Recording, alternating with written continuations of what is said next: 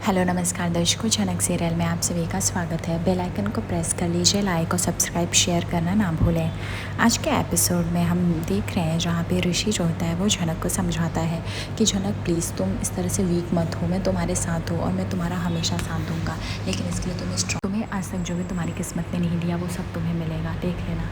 झनक बोलती है अब कुछ ऐसा रहा ही नहीं जो मुझे चाहिए, अब मुझे कुछ भी नहीं चाहिए मेरी किस्मत से। एक थी मेरी अम्मा, आज तक मैं जो करती थी, जो भी सोचती थी, वो सिर्फ मैं अपनी अम्मा के लिए सोचती थी, करती थी। अब वो ही नहीं रही तो शायरी बाबू ये ज़िंदगी भी किसी काम की नहीं, और ना ही मुझे इतना जीने का शौक़ है।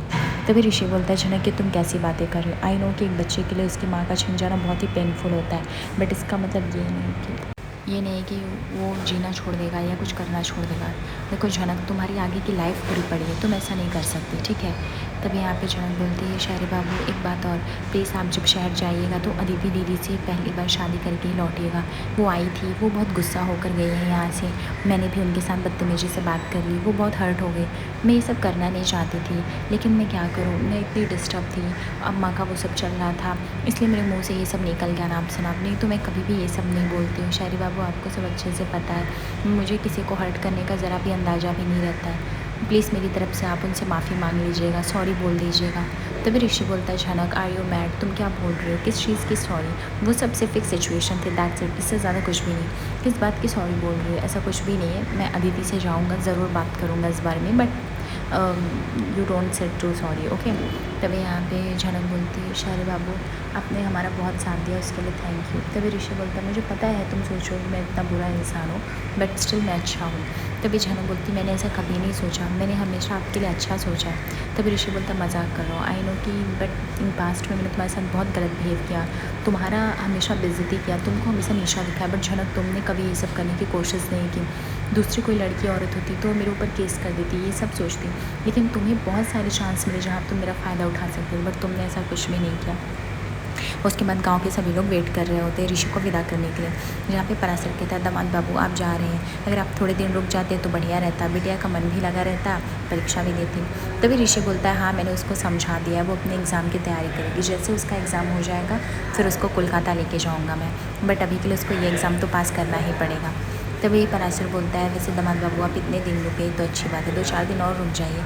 तभी झनक बोलती बाबूजी आपको पता है ना इनको कितना काम रहता है, फिर आप ऐसा क्यों बोल रहे हो, इतने सब कुछ कामों में ये कैसे सब कुछ करेंगे हैंडल, ये तो पता ही होना चाहिए आपको, आप लोग बार बार इनको प्रेशर क्यों देते रहते हैं, ये करो वो करो। बाबूजी अगर इनको टाइम रहेगा तो ज़रूर करेंगे, और वैसे भी मन लगा के पढ़ना है, परीक्षा देना है, उसके बाद मुझे कोलकाता जाना है, अभी बहुत टाइम है, आपको तो सब पता है। तभी यहाँ पे पराशर बोलते बिटिया मैं तुम्हारी चिंता इसलिए कर रहा हूँ क्योंकि तुम्हारी माँ तो बहुत पढ़ी लिखी थी, पढ़ा लेती थी, हालांकि तुम भी बहुत समझदार हो, लेकिन पढ़ाई का कोई नाता रिश्ता मेरे से रहा नहीं है, लेकिन अच्छा लगा तुम अपने पति ससुराल की तरफ इतनी जिम्मेदारियाँ लेके सोच रहे हो। देख लो वीर दामू मंगल, मेरी बिटिया कितनी बड़ी हो गई है, अपने ससुराल वालों के बारे में सोच रही है, किसी के खिलाफ एक शब्द नहीं बोलना चाहती है और ना सुनना चाहती है।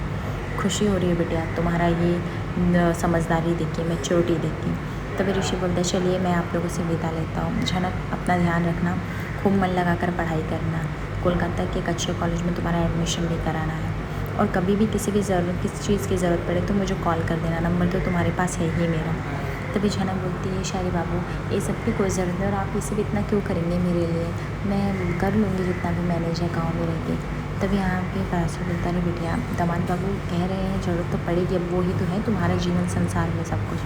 तभी ऋषि जो होता है वो झनक को बाय बोलता है, जहाँ पे हम देखते हैं कि ऋषि और झनक की आंखों में प्यार झलक रहा होता है, वो दोनों इतनी इसलिए एक दूसरे को बाय नहीं बोल पा रहे होते हैं, और उसके बाद वो वहाँ से रवाना होते हैं। दूसरी तरफ हम देखते हैं कि अदिति और अनिरुद्ध घर आते हैं, और वो बोलती है अदिति कि मैं यहाँ पे आप लोगों को फाइनल डिसीजन सुनाने आई हूँ, मैं ऋषि के साथ शादी नहीं कर सकती हूँ, दैट्स इट। ये सुनकर घर वाले पूरी तरह से शॉक हो जाते हैं, और अदिति बोलती बताइए जेठू आप क्या कहना चाहेंगे, वैसे भी आप तो यही चाहते थे ऋषि वहाँ रहने लगा, सब कुछ हो गया तो उसकी शादी हो उसी से कर दीजिए, अब मैं इस रिश्ते में रह के क्या करूँगी। तभी यहाँ पे जेठू बोलते हैं कि बेटा ये जो तुम सोच रही हो वो गलत सोच रहे हो, तुम्हें ऋषि से एक बार इस बारे में बात करनी चाहिए। तुमने फूल की हालत देखी थी कैसी थी, उसने अपनी माँ खोई थी, इसलिए ऋषि उसका साथ देने गया था, बस इससे ज़्यादा कुछ भी नहीं। जनक अदिति बोलती चलिए जेठू मैं मान लेती हूँ शांत देने गया था, वो समझाने गया था, लोग क्या बोलेंगे इस चीज़ को मेंटेन करने गया था, लेकिन इसका क्या, वो सबके सामने ही उसको पत्नी मान रहा है। मतलब मेरा प्रेजेंस उसके लिए कोई मायने नहीं रखता, और आप चाहते हो कि मैं ऐसे झूठ के साथ जीऊँ। मतलब ऋषि को जब भी उसका फ़ायदा नज़र आएगा वो फूल के साथ रहेगा, जब भी मेरे साथ रहेगा तो मेरे ये नहीं चल पाएगा। तभी जेठू बोलते हैं कि बेटा तुम तो कभी ऋषि को समझ ही नहीं पाए, तुम्हें उसको समझना पड़ेगा। अगर उसने कुछ नहीं बोला तो इसका मतलब ये नहीं कि उसने ये बोला तुमसे शादी नहीं करेगा। तुम्हें एक बार उससे बात करनी चाहिए इस बारे में। तभी यहाँ पे पुतुल कहती है और वैसे भी अदिति, तुम ऋषि गया, वो उसका मन था, उसको उसके रिचुअल में रुकना था, दैट्स इट। इससे ज़्यादा इतना सीन क्रिएट करने की क्या ज़रूरत है। तभी यहाँ पे अदिति को गुस्सा आ जाता है। वो बोलती है पुतुल दीदी मैंने आपसे एडवाइस नहीं मांगी है, तो प्लीज़ आप भी मुझे एडवाइस देने की कोशिश मत कीजिए। पुतुल बोलती है मैं तुम्हें एडवाइस नहीं दे रही हूँ, मैं सिर्फ बता रही हूँ, मैं भी इस फैमिली का मेम्बर हूँ, मैं भी बोल सकती हूँ तुम्हें कुछ। अदिति बोलती है आप फैमिली मेम्बर हैं, लेकिन आप इस फैमिली में क्यों रुकी हैं ये आप भी अच्छे से जानती हो और मैं भी। सो प्लीज़, और वैसे भी आप मेरे लाइफ को क्या है कैसे नहीं प्लीज़ मत बोलिए। और वैसे भी मुझे पता है आपका इंटेंशन क्या रहता है, आपका इंटेंशन हमेशा से फूल और ऋषि ही रहते हैं, मैं तो रहती नहीं हूँ। सो मुझे इस पर आपसे और कोई ज़्यादा बहस करनी नहीं है। मैं सिर्फ ये बताने वाली, जो भी आप लोगों ने शादी का डेट फिक्स किया वो सब हटा दीजिए। जो भी आगे का करने वाले फंक्शंस, मैं शादी नहीं कर सकती। तभी यहाँ पे ऋषि बोलता है और वैसे भी अदिति ने डिसीजन लिया, जब ऋषि का बिहेवियर इस तरह से मैं देख रहा हूँ, वो भी शादी से पहले, तो शादी के बाद उसका क्या किस तरह से रहेगा। बैठ के अदिति सिर्फ पश्चाताप करेगी, आई डोंट वांट। इसलिए मैं चाहता हूँ कि रिश्ता ही ना रहे तो ही अच्छा रहेगा, हमारे परिवार के लिए भी और दोनों इंसान के लिए भी। तभी यहाँ पे जेठू बोलते हैं अनिरुद्ध जी ये आपका फ़ैसला है, बच्चों ने शादी करने का फ़ैसला किया था, तो आप एक बार ज़रा गौर फरमाइएगा। दूसरी तरफ अदिति ऋषि के बाबा जो रहते हैं वो डिफेंड कर रहे होते हैं और वो बोल रहे होते हैं कि मुझे ऐसा लगता है कि अनिरुद्ध जी आप एक बार सोचिए, मुझे पता है एक लड़की का पिता होने के नाते ये डर बैठा रहता है, आप अगर बोलेंगे तो मैं भी इस बारे में सोच सकता हूँ, लेकिन मुझे ऐसा लगता है हमें ऋषि से एक बार बात कर लेनी चाहिए, उसके बाद हमें अपना डिसीजन सुनाना चाहिए। दूसरी तरफ हम देखते हैं ऋषि की जाने की वजह से झनक बहुत सैड रहती है। तभी उसकी सखी मौसी आती है और वो बोलती क्या हुआ झनक, तो बहुत दुखी दिखाई दे रही है, दामाद बाबू चले गए इसलिए दुखी हो गई है क्या, तो दामाद बाबू को रुक ली होती कुछ दिन के लिए। तभी झनक बोलती ऐसी कोनो बात नहीं है मौसी, मैं ठीक हूँ। तभी कंका बोलती है वैसे कुछ भी कहो, अब वो चले गए, पता नहीं लौट के आएंगे कि नहीं आएंगे, क्योंकि कल तो उनकी वो टिप टॉप मैडम आई थी, वो कितनी सुंदर थी, उसके आगे तेरी खूबसूरती फीकी पड़ेगी। मुझे तो लगता है वो लोग जाके वहाँ पे घर बसा लेंगे और तुझे इस गाँव में छोड़ देंगे यही ज़िंदगी भर सड़ने के लिए।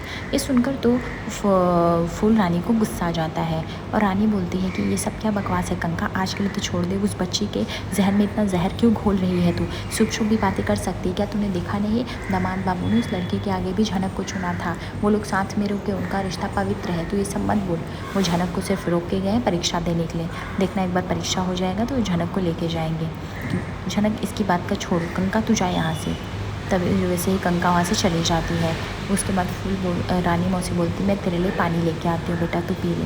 उसके बाद वो चली जाती है पानी लाने। झनक रो रही होती है और झनक मन ही मन सोच रही होती है कि नहीं मैं ये गांव छोड़ के नहीं जाऊंगी, चाहे जो कोई कुछ भी बोले। वैसे भी शहरी बाबू मेरे क्या ही लगते हैं जो मुझे उनके साथ जाना है, मेरा यहीं पे जीवन यहीं पे मरण रहेगा और मैं ये नहीं छोड़ सकती।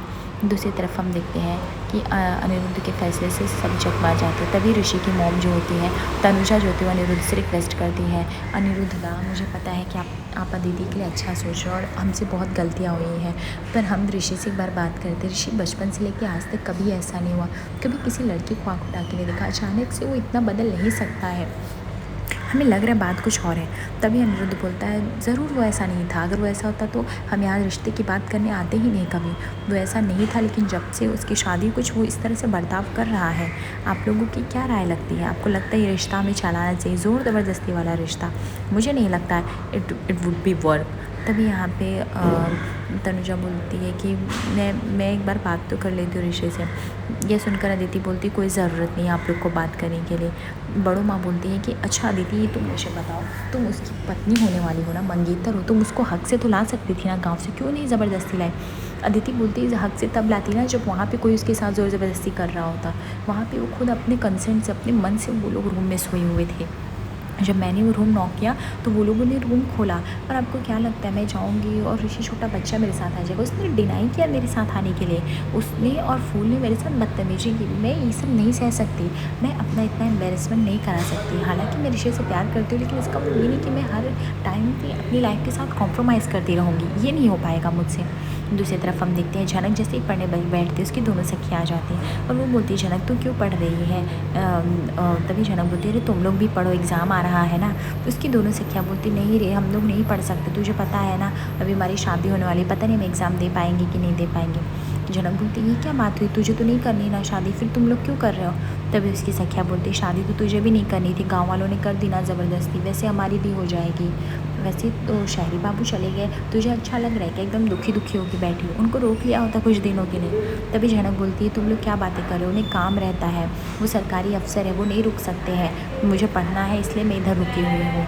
तब और वैसे भी तुम लोग जाके अपना काम करो। तभी यहाँ पे उसकी सखियाँ बोलती वैसे झनक ये बताना तेरी उसकी दोस्ती कैसे हुई, जब वो गांव में आया था कितना गुस्से वाला था और अभी तेरी कितनी फ़िक्र करता है, नूतन मौसी की भी बहुत फ़िक्र किया था, वो आया था, ये सब अचानक से कैसे बदल गया। तभी झनक बोलती है ऐसा कुछ भी नहीं, इंसानियत के नाते कर रहे थे वो, तू भी होती उनकी जगह तो करती ना ये सब। तभी उसकी सखी बोलती इंसानियत, कुछ ज़्यादा इंसानियत था, उनकी आंखों में झलक रहा था झनक, मैंने तेरे लिए उनकी आंखों में प्यार देखा है, इज़्ज़त देखी है, तेरा हमेशा ख्याल रखना, हमेशा तेरे लिए इतना सब कुछ एडजस्ट करना कौन कर सकता है, एक पति ही तो कर सकता है। तब यहाँ पे झनक बोलती है तुम लोग ये क्या बातें करो बकवास में, ऐसा कुछ भी नहीं है, तुम लोगों को मैंने पहले ही बता दिया है, ठीक है, उनका मेरा ऐसे ही रिश्ता बना था, इससे ज़्यादा कुछ भी नहीं। तभी उसकी सखियाँ बोलती झनक तुम गुस्सा क्यों हो रही। दूसरी तरफ अदिति बोलती आंटी प्लीज़ अब मैं और ज़्यादा कॉम्प्रोमाइज़ नहीं कर सकती हूँ, मैं मेरे अपने आप को और गिरा नहीं सकती हूँ, अगर ऋषि चाहता है कि वो फूल के साथ अपना रिश्ता कंटिन्यू करना चाहता है तो उसके ऊपर डिपेंड है, वो कर सकता है, पर इसके लिए मैं दलदल में घुसती हुई नहीं जाऊँगी, मैं मेंटली टॉर्चर हो गई हूँ। यहाँ पे पायल बोलती है हमने कभी नहीं सोचा था कि ऋषि हमारा कुछ ऐसा करेगा, ऐसा भरोसा ही नहीं हो रहा है जैसे। तभी यहाँ पे जेठू बोलते हैं कि एक मिनट अदिति, अगर तुम्हें इस रिश्ते में नहीं रहना मत रहो, तुम्हें उसके साथ शादी नहीं करनी मत करो, कोई दिक्कत नहीं है। जब तुमको ऋषि पे भरोसा ही नहीं, जब तुम्हें लगता है तुम्हारा प्यार ही नहीं रहा तो तुम उससे शादी करके क्या ही कर लोगे, इससे बढ़िया शादी ही ना करो, अपनी लाइफ बचा लो। ये सुनकर सभी लोग शॉक हो जाते हैं, उन्हें लगता है जेठू ये क्या बोल दिया अदिति से। तभी अदिति बोलती ठीक है जेठू मैं तो वही तो कर रही हूँ। जेठू बोलते ये सब करो लेकिन एक बार अदिति तुम एक बार बस ऋषि के आ जाने का वेट करो और उससे बात करो, उससे जानो कि उसने ऐसा क्यों किया, रीज़न जानने की कोशिश किया कि सिर्फ अपने आप से अनुमान लगाना चालू कर दिया, क्या उसने हमारे सामने ऐसा कुछ कहा फूल से शादी कर रहा है, क्या तुम्हें एक्सेप्ट नहीं कर रहा है। ऋषि तुम्हें उस पर अदिति भरोसा रखना पड़ेगा वरना रिश्ता कभी नहीं चलेगा तुम्हारा। तभी यहाँ पे उसकी माँ देख लेती ऋषि आ गया, बोलती ये देखो ऋषि आ गया। ये देख के अदिति को गुस्सा आता है क्योंकि ऋषि उसको वही इमेज याद आती है जो फूल और वो एक साथ रूम में स्पेंड किए रहते हैं। जैसे ही ऋषि जाता है वो अनिरुद्ध को पूछता है कि अंकल आप लोग यहाँ पे कैसे। वो बोलते हैं कि कुछ नहीं, मैं अदिति के साथ है, एक्चुअली अदिति को तुम्हारे साथ शादी नहीं करनी, वो शादी तोड़ना चाहती है, that's why we had come. तभी यहाँ पे ऋषि जो होता है वो शॉक हो जाता है, उसको लगता है अदिति ये सब क्यों करे, बट अदिति एक बार भी ऋषि से बात नहीं करती है। दूसरी तरफ उसकी सखियाँ बोलती है ठीक है झनक तो इतना गुस्सा मत कर, लेकिन एक बात तो है उनकी आंखों में तेरे लिए प्यार है और तू भी उनसे प्यार करती है, छिप नहीं सकता है। जब तुम दोनों दूसरे से प्यार करते हो तो तुम दोनों क्यों साथ में नहीं रहते हो। और वो कल जो शहरी मैडम आई थी वो अगर तेरे पति को छीन के लगे तो कैसा लगेगा। जनक बोलते तुम लोग फालतू बातें मत करो, ठीक है, तुम लोग अगर पढ़ने आए हो तो पढ़ो, नहीं तो यहाँ से चले जाओ। तभी यहाँ पे बोलती है ठीक है चले जाएंगे, लेकिन मानना पड़ेगा तुझे प्यार तो करता है, तेरी फिक्र तो करता है, ये तो हमने देखा है। झनक सोचती है ये लोग क्या बोल रहे हैं और वो इमोशनल भी हो जाती है, लेकिन वो किसी से कुछ नहीं कह पाती क्योंकि मन ही मन सोच रहे थे उसका रिश्ता कुछ ऐसा है नहीं, तो फिर वो क्यों इन लोग की बातों में आ रही है। आज रात के एपिसोड में देखते हैं जहाँ पे ऋषि और अदिति बात करते हैं, जहाँ पे अदिति फाइनल डिसीजन पूछती है। ऋषि बोलता है तो फाइनल डिसीजन ये है कि मैं उसकी जिम्मेदारी लिया हूँ, मुझे निभानी पड़ेगी। अदिति बोलती तो ठीक है, मतलब हम शादी नहीं कर रहे। ऋषि बोलता है तुम्हें अगर लगता है तो सच में हमारी शादी वर्कआउट नहीं करेगी। ये कह के ऋषि वहाँ से चला जाता है। आगे एपिसोड पे बने दर्शकों लाइक और सब्सक्राइब करिए।